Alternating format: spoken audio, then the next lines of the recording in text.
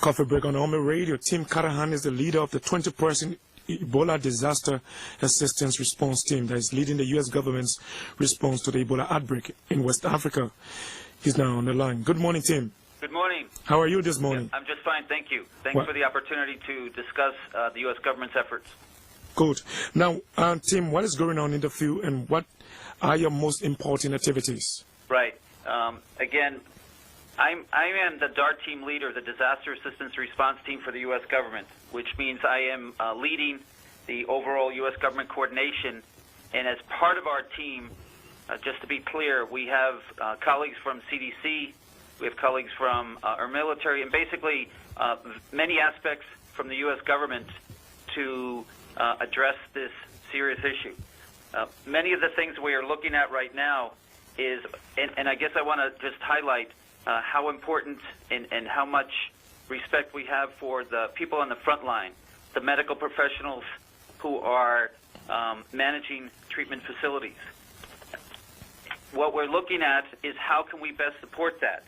As you know, we're currently looking at airlifting. We have airlifted, and we will airlift more protective personal equipment, because it is critical to ensure that the medical professionals who are managing the treatment centers not only have the training, that is critical, the training is critical, but the equipment is also critical.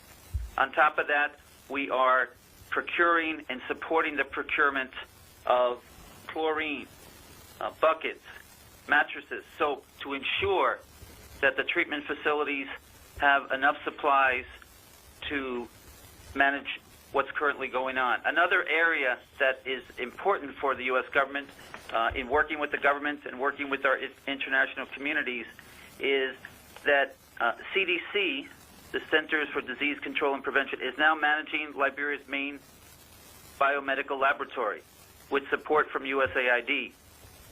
And I think it's important to also note that what's critical for us is the lab near the airport is the disaster team here is supporting the upgrade of this facility through new hygiene facilities, improved specimen containment, communications equipment, internet access, with the idea that this lab can continue to process more specimens than previously they were doing. So that is a big part of what we're trying to do is, again, the lab work, also bringing in supplies and have a pipeline as we see this crisis continue. So, Tim, great effort, but what are your biggest challenges so far? Again, I think a large challenge we recognize is the number of treatment centers. And I think, looking at opportunities where we can work with partners and engage our partners to construct more treatment centers.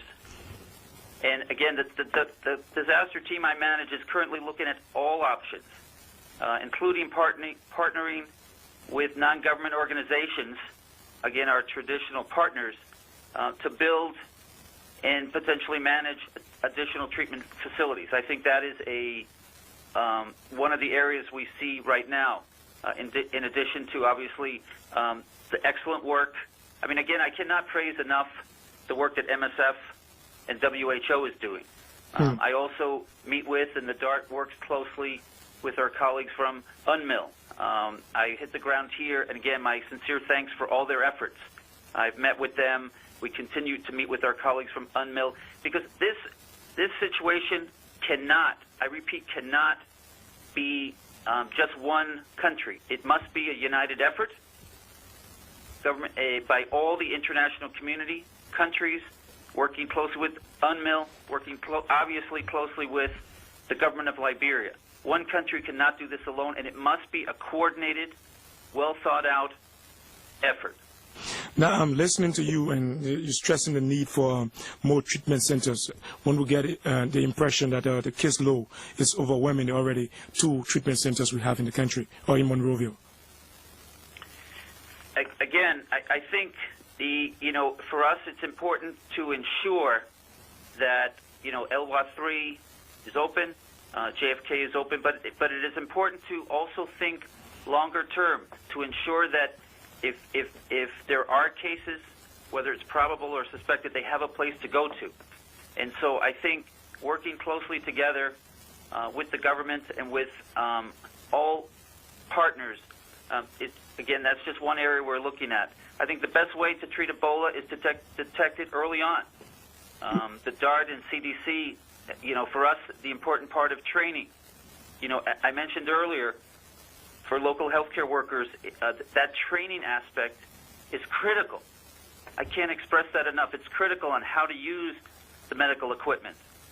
Also, obviously, for community volunteers and health workers, teaching the public about disease prevention practices, Ebola detection, messaging, information, and that must be ongoing. You can have treatment centers, but the infection control, the messaging, those pieces are critical, and that's why I say this cannot just be one country. This must be a close coordination effort from the government of Liberia, UNMIL, the U.S. government, all governments combined with the resources. And some governments or some groups may have expertise on the medical side. Other groups may have resources to bring in much-needed supplies. I mentioned it earlier. The U.S. government is looking at, as I mentioned, chlorine, buckets, mattresses, infrared thermometers. There are a lot of options out there, but it must be closely coordinated. Now, talking about prevention, what would be your advice to Liberians? What should they do to protect themselves and help combat Ebola? I think, there's a lot of information out there that I think people should. There's also the call center. People can call for more specific information. There is the Ministry of Health is providing a lot of material, both written and on what Ebola is.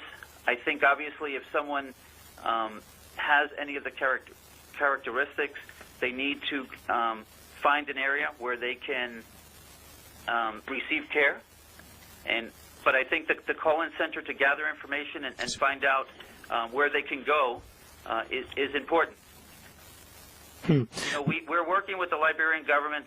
One option I do want to highlight is that we're working with the Liberian government to strengthen their operations. We have an expert in incident command currently in country, and we're looking at strengthening and supporting, collaborating with them to strengthen the emergency call center that opens in early August.